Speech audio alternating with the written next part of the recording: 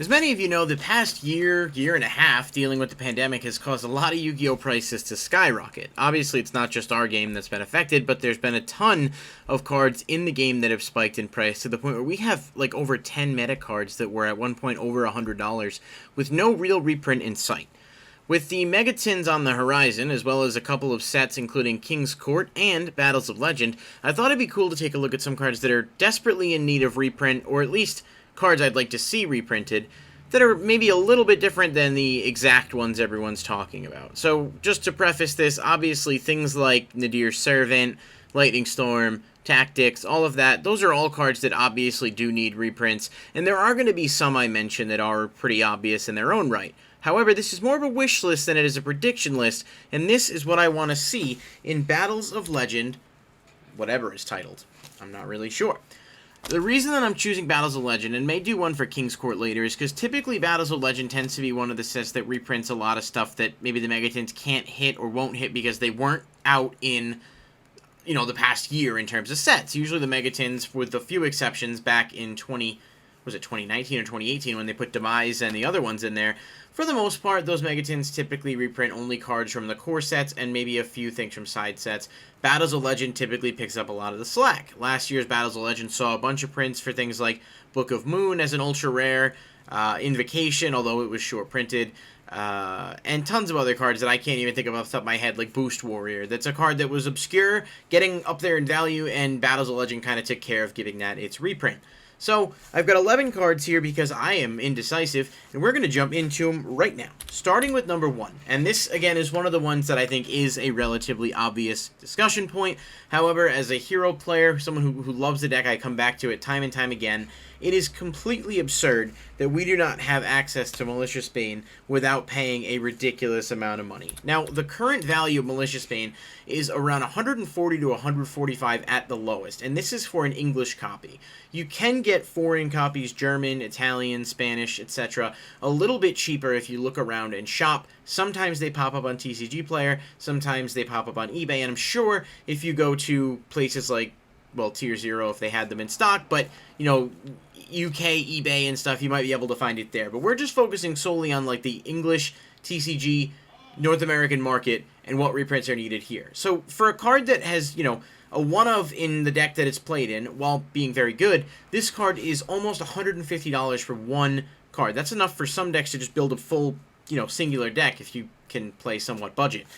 Definitely think Malicious Spain would be a good candidate for that set. I don't expect it in King's Court, obviously, and it's not likely that the Legendary Duelist stuff will be in the Megatins. I could see this being something they use to help push that set beyond its own, you know, Battles of Legend typically introduces some new archetypes. We may see stuff from Animation Chronicle.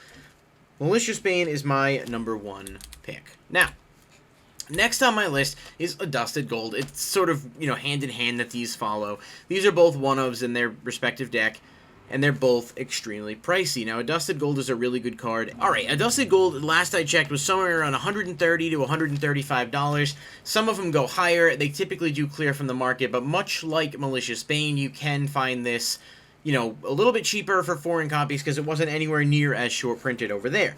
However, again, just focusing on the TCG market, again, this is now about, let's round up a little and say about $300 you need to spend for 2 cards for a deck that plays these cards as one-ofs. And they're both really, really good and almost necessary in the deck to really maximize what they can do.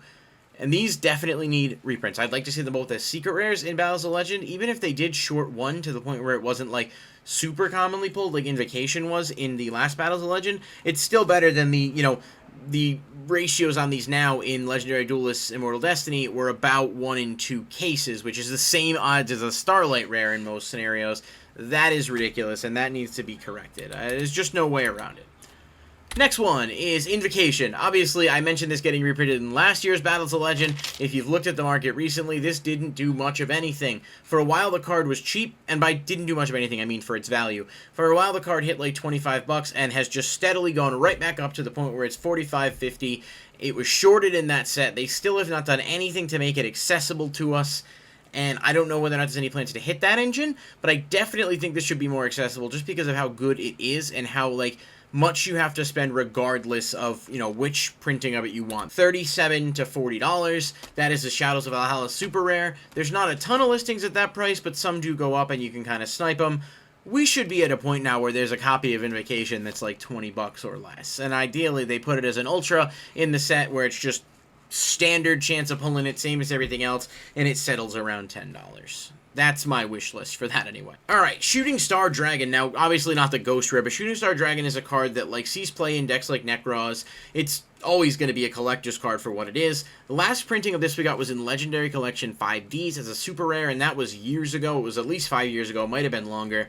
There's just been no, you know, way of making this re-accessible on the market. My potential theory is that this is the Starlight Rare in Dawn of Majesty, but that doesn't do much to make it accessible. Now, the cheapest copy of this card is the Legendary Collection version aforementioned at about $20 to $25 for a super rare.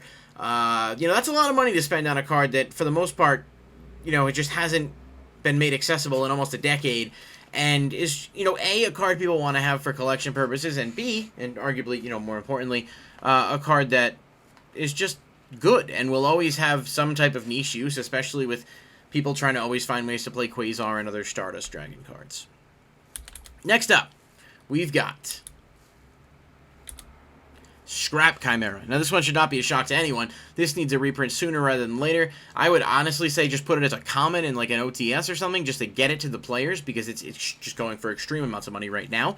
But maybe not. Maybe we get it as an ultra rare in Battles of Legend. That would be kind of cool. I definitely think it would look nice as an ultra. Getting that foil upgrade. Secret would be cool too, but typically they don't bump too many cards to Secret. There's usually only a couple. I don't know what they're going to do this year, but it remains to be seen. That being said, this card is about $60 to $75 at the cheapest. That's for Near Mint Unlimited. It just seems to be skyrocketing as Scrap Raptor is a common, so people that were expecting to have to put their money into Raptor, well, now the market's going to sort of adjust for that and say, alright, well, we're going to sell this at a higher price because now Raptor's a common. Value displacement does happen. It's pretty, you know, it's not unique to Yu-Gi-Oh, but it does seem to be happening quite a bit with Scraps. Scrap Chimera needs a reprint, without a doubt. Next one, Traptrix Rafflesia. This got reprinted last year as an Ultimate Rare in an OTS, which is neat, but as Traptrix continue to get more support, including new cards in Lightning Overdrive, we're really looking for a way to like make this even more accessible. They're not super crazy in terms of price, but it's a card that I do think it has not been reprinted since 2016, so it's not accessible to the player base, and if Traptrix continues to do well, I think the card will continue to rise, so this is more of a preemptive thing, but I'd like to get an ultra rare printing of it. Last I've seen the price on this, about $8 to $10. So, you know, it's affordable. You can pay 10 bucks for it, but I do think maybe giving this an ultra print and having it be around $2 to $3 would be much more favorable to the player base. Next one is Summon Limit. So this was actually in Battles of Legend Heroes Revenge, so 2 years ago. It's got an ultra rare print. This wish list isn't so much about value for me because you can get a copy of Summon Limit, the original common from Light of Destruction, for about $5 to $8. It's not super expensive depending on condition. I want a secret rare upgrade for this, realistically. That is my hope, that we get this as a secret rare. I think it would look really nice. I do think the ultra has gone beyond the $10 mark, so it's going up there in price, and over time, it doesn't hurt to have extra cards like this printed because they do tend to rise steadily as they see play in the meta. We've seen it with cards like Skill Drain in the past, and I'm sure we'll see it with other Floodgates going forward. So one of my wishlist cards for sure is Secret Rare Summon Limit. Next up is another one that is quite old in terms of the last time it was printed. I think it was like 2014. Utopia Ray Victory is a solid card. I'm playing one in the Zexal Weapon Utopia deck. It is really easy to make and does have a pretty unique effect, although it is not amazing. This has not been reprinted and has gone up quite a bit in value, being around $10 to $12 at the cheapest for a super rare, and the ultis are about triple that, give or take, depending on whether or not you're going for first edition or unlimited. I would very much like to see this card get a reprint as a secret rare, but an ultra rare would be cool too. I think with Utopia support being announced for King's Court and Battles of Legend, we will see imports like Utopic Slash Dragon, and maybe some kind of collector's rare upgrade, but I would like to see Utopia Ray Victory, and I guess it's Utopic Dragon as well, get into the hands of players just a bit more accessibly and get a more modern era printing. Firewall Dragon got a reprint in Ghost from the Past with its alternate art as a Ghost Rare, but that did not do anything to make it more accessible to players, meaning 2018 was the last time any quote-unquote accessible version of this card came out. I definitely would like to see this get a reprint in Battles of Legend. I think as an Ultra Rare it would fit nicely. Give us the errata. It doesn't really matter which art they want to give us. If they want to reprint both, that's fine. I'm sure it'll see its way into future sets regardless of this, but I do think Firewall Dragon needs to be a bit more accessible. The cheapest one I've seen right now is around $10 to $12, so it's not super expensive, obviously, unless you're chasing down the Ghost Rare, but I'd like to think we should just have more copies of this on the market so it's a bit more accessible. And I think Ultra might look nice on it. Next, Utopia Ray, number C39. This is one of the wishlist cards that, again, is not based on value. It's just based on the fact that I've always been a huge fan of this card, and you definitely do play it in the Zexal weapon deck, more than anything else because of how well it synergizes with Xyz's change tactics, so you get the extra draw, and I guess it can cheese games in some scenarios. I really just want to see this card get a secret rare print. I think it would look really nice with that upgrade. It's probably a pipe dream. I don't think it's going to happen. I mean, maybe they make it a collector's rare or something in King's Court if we get other Utopia stuff, but I would imagine the original Utopia would probably get that. Either way, it has been a while for this. It is not super expensive, like I said. It is around $3 to $5. You can get this pretty affordably, but I'd still like to see it get a rarity upgrade and just get that elusive secret rare printing. And the last one is Scrap Dragon. This one's been talked about a lot. Again, not a value card, but I've always been a huge fan of Scrap Dragon, and I think with Scrap support coming out, you may see this card find its way back into some decks. It's not great, but it is decent, and it does self-replace, so it's not horrible.